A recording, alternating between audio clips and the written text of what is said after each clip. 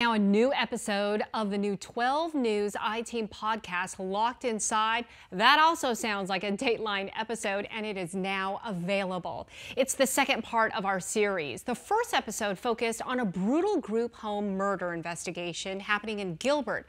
And this week, the I-Team's Erica Stapelton ties that crime back to a case more than a decade old. We grew up as family, but it was a tragic thing that had to happen to them.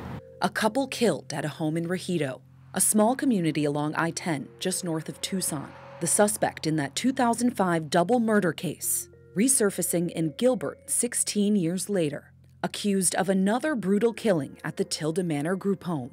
That's 3 lives already, or who knows how many more. And Erica Stapleton joins us live right now. Okay, you talked about Rejito.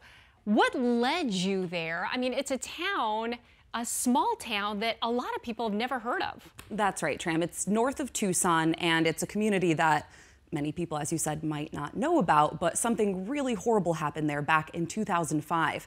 And oddly enough, to better understand that group home killing that happened last April, we had to go to Rejito and look into that case. So there is a tie to it. I don't want to give too much away, but the suspect ties into both cases.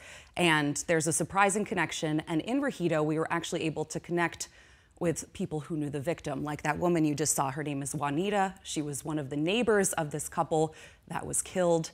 And she was able to shed some insight on what she remembered, and you'll hear much more from her in our story tonight at 10.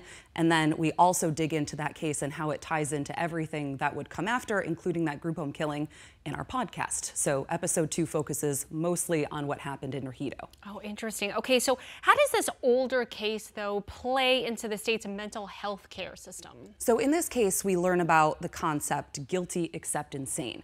And that's a designation that essentially means a person has a mental disease or defect that is of such severity that a crime they're committing, they didn't realize it was wrong. So that comes up in this older case, and in a weird way, it also ties into why this particular suspect was living in a group home in Gilbert more than a decade later, after this horrific incident in Rejito in 2005. Okay, so I gotta tell you, when I first listened to the first podcast, the first episode, I was riveted. I mean, you guys, if you haven't listened to it, you've got to tune in, because it is just, it reads and sounds like a mystery. And the way it unfolds, the details, it's like layers of an onion that just keep getting deeper and deeper, and you're just unraveling it.